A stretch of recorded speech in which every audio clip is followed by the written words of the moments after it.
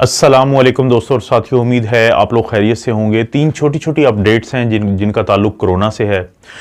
सबसे पहली तो ये है कि पाकिस्तान की जो हुकूमत है वो राब्ता कर रही है कोवैक्स की फैसिलिटी से। कोवैक्स की फैसिलिटी जो है आलमी इदारा सेहत की एक ऐसी फैसिलिटी है जिसका मकसद जो गरीब ममालिक हैं, जिसमें ज़ाहिर है पाकिस्तान भी शामिल है, तो वहाँ की हुकूमतों और लोगों की मदद करना ताकि उनको भी जायज़ तरीके से वैक्सीन मिल जाए।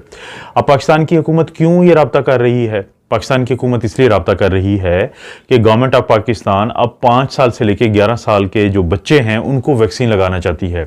और इसकी वजूहात में सबसे बड़ी वजह दो हैं। पहली वजह यह है कि गुज़िश्ता दिनों हमने देखा है कि जो बच्चे हैं जिनकी उम्रें 5 से 11 साल की उम्र की कैटेगरी में भी आती थी, तो उनको अलामात आई हैं इस जो ओमिक्रॉन की वेव गुजरी थी इसके दौरान भी।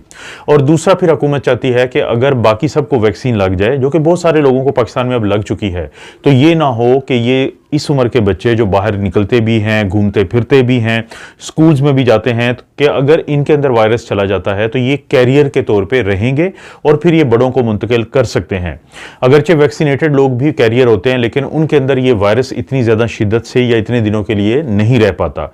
पाकिस्तान को कल ही तकरीबन 40 लाख से ज़ायद जो हैं वो फाइज़र की वैक्सीन फिर वो पाकिस्तान को मिली हैं अमेरिका से, और अमेरिका अभी तक पाकिस्तान को तकरीबन 5.5 करोड़ जो डोजेज़ हैं वो दे चुका है, और पाकिस्तान ने बहुत सारे लोगों को ये वैक्सीन लगाई भी हैं।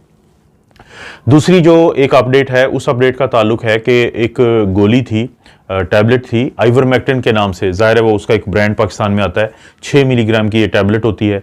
बहुत सारे लोगों को, बहुत सारे डॉक्टर ये तजवीज़ करते रहे हैं कि वायरस से बचने के लिए, और ख़ास तौर पे वो ये कहते थे कि अगर आप ये दवाई लेते हैं और वायरस आपके अंदर अगर आ भी जाता है तो वो आपको बहुत ज़्यादा शिद्दत की बीमारी नहीं करेगा। इसके ऊपर हमने भी बहुत सारी वीडियोज़ बनाई, वो बाद में हटा दी गई यूट्यूब की तरफ से। ज़ाहिर है उनकी पॉलिसी है कि जब तक एक चीज़ का सबूत नहीं है तो आप उस पर लोगों को गाइड नहीं कर सकते, क्योंकि वो एक तरह से उनको मिसगाइड करना होगा।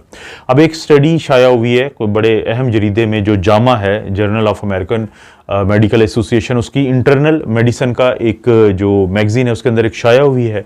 ये स्टडी की गई थी मलाइशिया में, वहाँ के 20 बड़े अस्पतालों में, और एक उनका क्वारंटीन का सेंटर था, और ये जुलाई से लेकर अक्टूबर 2021 तक की गई। इसमें 490 के करीब लोग थे जो मरीज थे, उनको 2 हिस्सों में तकसीम किया गया। एक हिस्सा वो था जिसको आइवरमेक्टिन की जो गोली है वो दी गई, यानी वो दी गई 0.4 मिलीग्राम पर किलोग्राम के हिसाब से, यानी पर डे 28 मिलीग्राम एक दिन के अंदर दी गई, जो कि जैसे मैं आपको बता चुका हूं कि 6 मिलीग्राम की गोली होती है।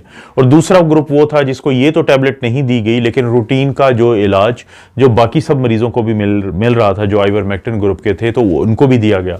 लेकिन नतीजा क्या सामने आया? नतीजे के सामने पे पता चला कि आइवरमेक्टिन वाले ग्रुप में ना तो मरीज जो है उनको ज्यादा फायदा हुआ, बल्कि उनको भी उतना ही नुकसान होता रहा, या उतना ही वो वेंटिलेटर की जरूरत पड़ती रही, या उतनी ही उनकी जान जाती रही, या उतना ही उनको आईसीयू में दाखिल होना पड़ा जितने वो लोग थे कि जिनको आइवरमेक्टिन नहीं दी हुई थी। ये वो बहुत सारी बातें हैं जो हर दफ़ा हम वीडियोज़ में करते हैं अपने उन दोस्तों को ख़ास तौर पे बात मुखातिब करके कि जो डॉक्टर्स तो हैं, लेकिन उनके दिमाग में ये बात बैठी हुई है कि आइवरमेक्टिन एक सस्ती गोली है, तो इसलिए शायद उसकी मुखालफत की जाती है। सस्ती गोली होने का हरगिज़ ये मतलब नहीं है कि लोगों को एक ऐसी दवाई के बारे में कहा जाए लेने के लिए जिसका कोई फ़ायदा साबित शुदा नहीं है। और दूसरा ये कि जो आइवरमेक्टिन है इसकी वजह से साइड इफ़ेक्ट भी सामने आता है, जो लूज मोशन होते हैं या डायरिया है। तो ये स्टडी मैंने, ये ओपन लेबल एक रैंडमाइज्ड कंट्रोल थी कि जो जिन लोगों को 2 ग्रुपों में तकसीम किया गया, तो किस एक को दी गई वो गोली जिसकी मैं बात कर रहा हूँ आइवरमेक्टिन, और दूसरे को स्टैंडर्ड जो ट्रीटमेंट होता है वो दिया गया। और ये ओपन लेबल था कि सब मरीजों को पता था कि किसको आइवरमेक्टिन मिल रही है और किसको दूसरा जो ट्रीटमेंट है वो मिल रहा है, जो स्टैंडर्ड केयर होता है, जो सबको ही दिया गया। तो ये स्टडी बड़ी अहम है। तो वो लोग जो अभी भी आइवरमेक्टिन, मेरे काफ़ी दोस्त ले रहे होते हैं, तो खुदारा ये ना लें, इसका कोई फ़ायदा नहीं है।